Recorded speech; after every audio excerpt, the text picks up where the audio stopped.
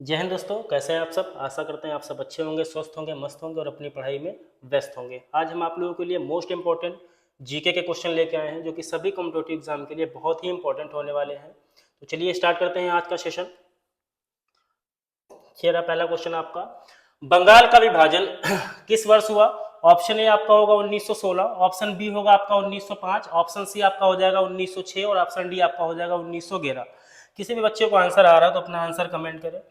Right answer आपका होगा option number B. B is a right option. Bengal का विभाजन सन 1905 में हुआ था। किसके शासनकाल में हुआ था? किसके शासनकाल में हुआ था? तो ये लॉर्ड कर्जन के शासनकाल में हुआ था। बंगाल विभाजन लॉर्ड कर्जन के शासनकाल में हुआ था। लॉर्ड कर्जन के शासनकाल में हुआ था 1905 में। बंगाल को दो भागों में डिवाइड कर दिया गया था। बंगाल को दो भागों में डिवाइड किया गया था। जो इधर वाला था यह आपका था पश्चिमी बंगाल, यह आपका था पश्चिम बंगाल, जो कि प्रेजेंट में आप पश्चिम बंगाल देखते हैं, यह आपका पश्चिम बंगाल। और इधर वाला जो पार्ट था इसको नाम दिया गया पूर्वी बंगाल। पूर्वी बंगाल जो वर्तमान में क्या है? वर्तमान में है बांग्लादेश। पूर्वी बंगाल बना, पूर्वी बंगाल के बाद में पूर्वी पाकिस्तान बना और सन 1971 में क्या बन गया? बांग्लादेश। आगे देखते हैं 1916 में क्या हुआ था? 1916 में हुआ था होम रूल आंदोलन। 1916 में हुआ था होम रूल आंदोलन। होम रूल आंदोलन की शुरुआत किसने की थी? बाल गंगाधर तिलक और एनी बेसेंट ने की। 1906 में हुई थी मुस्लिम लीग की स्थापना।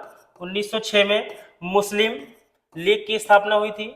मुस्लिम लीग 1906 में मुस्लिम लीग की स्थापना हुई थी। और 1911 में क्या हुआ था? बंगाल का विभाजन 1911 में रद्द हो गया था। बंगाल का विभाजन 1911 में 1911 में क्या हो गया था? रद्द कर दिया गया था। अगला क्वेश्चन देखते हैं। अगला क्वेश्चन है, उगते हुए सूरज की भूमि के रूप में किस देश को जाना जाता है? ऑप्शन ए आपका हो जाएगा चीन, ऑप्शन बी आपका हो जाएगा जापान और ऑप्शन सी आपका हो जाएगा भारत और ऑप्शन डी आपका हो जाएगा नॉर्वे हो जाएगा। किसी भी बच्चे को आंसर आ रहा अपना आंसर कमेंट करें। राइट आंसर आपका होगा उगते हुए सूर्य का देश। B is a right option. Option number B आपका सही होगा। उगते हुए सूर्य का देश किसे कहते हैं? जापान को कहते हैं। उगते हुए सूर्य का देश, सूर्योदय का देश किसे कहते हैं? जापान को कहते हैं। नॉर्वे को कहते हैं मध्य रात्रि का देश। मध्य रात्रि का देश, मध्य रात्रि का देश। और सूर्यास्त का देश कहते हैं किसे? सूर्यास्त का देश ब्रिटेन। सूर्यास्त का देश, सूर्यास्त का देश किसे कहते हैं? तो ब्रिटेन को कहते हैं सूर्यास्त का देश। ब्रिटेन, ब्रिटेन को कहते हैं सूर्यास्त का देश। दुनिया की सबसे लंबी दीवार चीन की दीवार कहाँ स्थित है? चीन की दीवार कहाँ स्थित है? चाइना में स्थित है। अगला क्वेश्चन देखते हैं। नेक्स्ट क्वेश्चन है, चंद्रमा पर कदम रखने वाले पहले व्यक्ति कौन थे? ऑप्शन ए आपका नील आर्मस्ट्रांग, ऑप्शन बी आपका हो जाएगा यूरी गॉगरिन, ऑप्शन सी आपका हो जाएगा राकेश शर्मा और ऑप्शन डी आपका हो जाएगा कल्पना चावला। राइट आंसर आपका होगा, राइट आंसर होगा आपका option number A. A is a right option. चंद्रमा पर कदम रखने वाले पहले व्यक्ति थे नील आर्मस्ट्रांग। नील आर्मस्ट्रांग सबसे पहले चंद्रमा पर मनुष्य किस देश ने भेजा था? यानी नील आर्मस्ट्रांग को सबसे पहले किसने भेजा था चंद्रमा पे? तो यूएसए ने भेजा था। यूएसए, अमेरिका ने भेजा था। यूरी गॉगरिन की बात कर ले तो ये विश्व के पहले व्यक्ति थे विश्व के प्रथम व्यक्ति जो अंतरिक्ष में गए। विश्व के प्रथम व्यक्ति जो अंतरिक्ष में गए, विश्व के पहले व्यक्ति जो अंतरिक्ष में गए। आगे बात कर लेते हैं राकेश शर्मा की। अंतरिक्ष में जाने वाले पहले भारतीय, अंतरिक्ष में जाने वाले पहले भारतीय, अंतरिक्ष में जाने वाले पहले भारतीय कौन थे? तो अंतरिक्ष में जाने वाले पहले भारतीय थे राकेश शर्मा। और अंतरिक्ष में जाने वाली पहली महिला कौन थी? कल्पना चावला। अंतरिक्ष में जाने वाली पहली महिला, पहली भारतीय महिला, अंतरिक्ष में जाने वाली पहली भारतीय महिला। अंतरिक्ष में जाने वाली पहली भारतीय महिला कौन थी? कल्पना चावला। अगला क्वेश्चन देखते हैं। नेक्स्ट क्वेश्चन, मैकमोहन रेखा किन दो देशों को अलग करती है? ऑप्शन ए आपका हो जाएगा भारत और पाकिस्तान, ऑप्शन बी आपका हो जाएगा बांग्लादेश और त्रिपुरा, ऑप्शन सी आपका हो जाएगा भारत और चीन, ऑप्शन डी आपका हो जाएगा भारत और बांग्लादेश। राइट आंसर आपका होगा option number C. C is a right option, C is a right option, Bharat और चीन। मैकमोहन जो रेखा है ये भारत और चीन के बीच में सीमा का निर्धारण करती है। अगर बात कर ले भारत और पाकिस्तान के बीच में कौन सी है, तो भारत और पाकिस्तान के बीच हो जाएगी रेड क्लिफ, भारत और पाकिस्तान के बीच में हो जाएगी रेड क्लिफ। रेड क्लिफ का निर्धारण कब किया गया था? तो 1947 में सर रेड क्लिफ के द्वारा किया गया था। बांग्लादेश और त्रिपुरा के बीच में कौन सी है? तो बांग्लादेश और त्रिपुरा के बीच में हो जाएगी 0 डिग्री रेखा, 0 डिग्री रेखा हो जाएगी बांग्लादेश और त्रिपुरा के बीच में। भारत और चीन के बीच में कौन सी है? भारत और चीन के बीच में कौन सी है? तो भारत और चीन के बीच में होगी मैकमोहन। और भारत और बांग्लादेश के बीच में है तो भारत और बांग्लादेश के बीच में होगी रेड क्लिफ। भारत और बांग्लादेश के बीच में कौन सी रेखा होगी?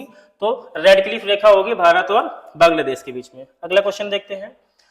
विश्व का सबसे ऊंचा पर्वत कौन सा है? ऑप्शन ए आपका K2 हो जाएगा, ऑप्शन बी आपका कंचनजंगा, ऑप्शन सी आपका माउंट एवरेस्ट और ऑप्शन डी आपका हो जाएगा लात्सो। राइट आंसर आपका होगा option number C. C is a right option, C is a right option. विश्व की सबसे ऊंची चोटी कौन सी है? विश्व की सबसे ऊंची चोटी आपकी हो जाएगी माउंट एवरेस्ट। विश्व की सबसे ऊंची चोटी स्थित कहां पर है? तो ये नेपाल में स्थित है। नेपाल की राजधानी कहां पर? काठमांडू। नेपाल की राजधानी काठमांडू में स्थित है, काठमांडू में स्थित है। और इसकी हाइट की बात कर ले तो माउंट एवरेस्ट की हाइट कितनी है? तो हाइट हो जाएगी 8848 मीटर, 8848 मीटर हाइट हो जाएगी माउंट एवरेस्ट की। आगे बात कर लेंगे K2 ये भारत की सबसे ऊंची चोटी है, भारत की सबसे ऊंची चोटी हो जाएगी, सबसे ऊंची चोटी। और ये स्थित है कौन से भाग में? तो ये स्थित है पीओके वाले क्षेत्र में स्थित है, पाकिस्तान अधिकृत कश्मीर पीओके वाले क्षेत्र में स्थित है। और कंचनजंगा की बात कर लें तो कंचनजंगा कहाँ स्थित है? कंचनजंगा सिक्किम में स्थित है। कभी कभी क्वेश्चन पूछता है ऑप्शन में अगर K2 ना दिया हो भारत की सबसे ऊंची चोटी, अगर ऑप्शन में K2 नहीं है तो आप लोग कंचनजंगा बिल्कुल लगा सकते हैं, क्योंकि जो K2 है ये पीओके वाले क्षेत्र में पड़ती है, पीओके जो प्रेजेंट में पाकिस्तान के अंडर में है। और कंचनजंगा की बात करें तो कंचनजंगा सिक्किम में स्थित है जो कि पूर्णतः भारत में है। अगला क्वेश्चन देखते हैं, नेक्स्ट क्वेश्चन। वेदों में सबसे पुराना वेद कौन सा है? ऑप्शन ए आपका हो जाएगा सामवेद, ऑप्शन बी आपका हो जाएगा यजुर्वेद, ऑप्शन सी आपका हो जाएगा ऋग्वेद और ऑप्शन डी हो जाएगा आपका अथर्ववेद। राइट आंसर आपका होगा option number C. C is a right option. सबसे पुराना जो वेद होगा वो आपका हो जाएगा ऋग्वेद। सबसे पुराना वेद कौन सा हो जाएगा? ऋग्वेद। ऋग्वेद की बात कर ले तो ऋग्वेद सबसे पुराना वेद है। ऋग्वेद में कितने मंडल हैं? ऋग्वेद में 10 मंडल हैं। और अगर सूक्ति की बात कर लें, सूक्ति कितनी है? तो सूक्ति आपकी हो जाएंगी 1028। आगे बात कर लेंगे सामवेद, तो सामवेद को कहा जाता है संगीत का जनक, फादर ऑफ म्यूजिक, संगीत का जनक किसे कहा जाता है? सामवेद को कहा जाता है। यजुर्वेद की बात कर ले तो यजुर्वेद में यज्ञ और युद्ध की चर्चा है, यज्ञ और युद्ध की चर्चा है। यजुर्वेद में यज्ञ और युद्ध की चर्चा है। बात करते हैं अथर्ववेद, तो अथर्ववेद जो है सबसे नया वेद है, अथर्ववेद सबसे नवीनतम वेद है, सबसे नवीनतम वेद है, अथर्ववेद सबसे नवीनतम वेद है। अगला क्वेश्चन देखते हैं। भारत की पहले महिला राज्यपाल कौन थी? Option A Pratibha Patil, option B आपका हो जाएगा सरोजिनी नायडू, ऑप्शन सी आपका हो जाएगा इंदिरा गांधी, ऑप्शन डी आपका हो जाएगा सुचेता कृपलानी। भारत की पहली महिला राज्यपाल, राइट आंसर आपका होगा option number B. B is a right option. Bharat की पहली जो महिला राज्यपाल थी वो कौन थी? सरोजिनी नायडू। आगे बात कर लेंगे प्रतिभा पाटिल की, तो प्रतिभा पाटिल पहली भारतीय महिला राष्ट्रपति थी, यानी भारत की पहली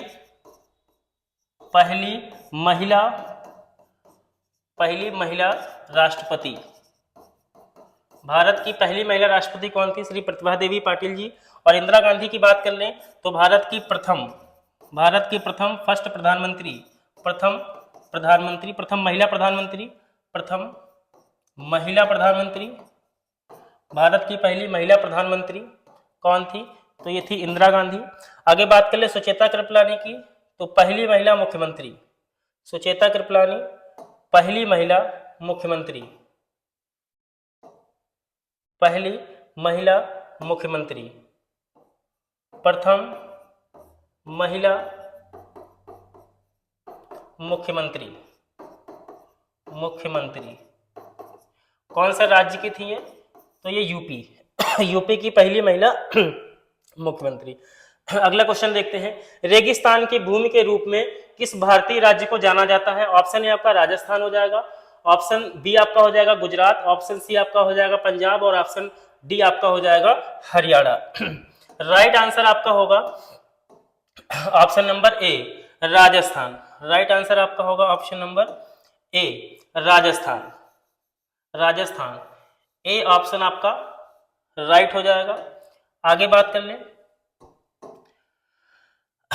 राजस्थान, राजस्थान भारत का सबसे बड़ा मरुस्थल कौन सा मरुस्थल है? थार मरुस्थल। भारत का सबसे बड़ा मरुस्थल थार मरुस्थल। थार मरुस्थल कहाँ स्थित है? राजस्थान में स्थित है। आगे पंजाब में बहुत सारे जो है सिंधु घाटी सभ्यता के स्थल पाए गए, जैसे लोथल आपका कहाँ पाया गया? गुजरात में पाया गया। पंजाब की बात कर लें तो पंजाब आपका हो जाता है 5 नदियों का प्रदेश, और हरियाणा, हरियाणा को कहा जाता है भारत का अखाड़ा, क्योंकि यहाँ पर बहुत सारे बैटल हुए, जैसे पानीपत का युद्ध हुआ। पानीपत आपका कहाँ है? हरियाणा में है। सोनीपत कहाँ है आपका? सोनीपत भी आपका कहाँ पर है? हरियाणा में है। तराइन कहाँ है? तराइन भी आपका कहाँ पर है? हरियाणा में है। कुरुक्षेत्र जहाँ महाभारत का युद्ध हुआ था कहाँ पर स्थित है? तो कुरुक्षेत्र भी आपका हरियाणा में हो जाएगा। रजिया सुल्तान की हत्या हुई थी 1240 में कैथल, कैथल आपका कहाँ पड़ता है? ये भी आपका हरियाणा में ही स्थित है। अगला क्वेश्चन देखते हैं नेक्स्ट, भारत के राष्ट्रपति का कार्यकाल कितने वर्ष का होता है? भारत के राष्ट्रपति का कार्यकाल कितने वर्ष का होता है? 5 वर्ष का होता है। Option B is a right option. 5 वर्ष का होता है भारत के राष्ट्रपति का कार्यकाल। आगे बात कर लें 6 साल, 6 साल की बात कर लें तो राज्यसभा के सदस्यों का कार्यकाल कितने दिन का होता है? 6 साल का होता है। राज्यसभा, देखो राज्यसभा का अगर कार्यकाल पूछता है तो राज्यसभा का कार्यकाल होता है अनिश्चित। राज्यसभा का कोई कार्यकाल नहीं होता है, लेकिन राज्यसभा के सदस्यों का अगर कार्यकाल पूछेगा तो राज्यसभा के सदस्यों का कार्यकाल होता है कितने दिन का? तो राज्यसभा सदस्यों का कार्यकाल होता है 6 वर्ष का। अगला क्वेश्चन देखते हैं नेक्स्ट, पृथ्वी पर कुल कितने महाद्वीप हैं? ऑप्शन ए आपका हो जाएगा 5, ऑप्शन बी आपका हो जाएगा 7, ऑप्शन सी आपका हो जाएगा 8 और ऑप्शन डी आपका हो जाएगा 4। B is a right option. B is a right option. पृथ्वी पर कुल कितने महाद्वीप हैं? 7 महाद्वीप हैं। बात कर ले 7 महाद्वीप कौन कौन से होंगे? 7 महाद्वीप कौन कौन से होंगे? तो पहला आपका जो हो जाएगा एशिया, पहला महाद्वीप आपका हो जाएगा एशिया। दूसरा आपका हो जाएगा अफ्रीका, सॉरी दूसरा आपका हो जाएगा यूरोप, दूसरा आपका हो जाएगा यूरोप। तीसरा आपका हो जाएगा अफ्रीका। चौथा आपका हो जाएगा उत्तरी अमेरिका। फोर्थ आपका हो जाएगा उत्तरी अमेरिका, उत्तरी अमेरिका।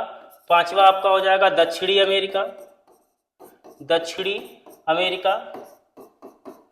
पांचवा हो जाएगा आपका दक्षिणी अमेरिका।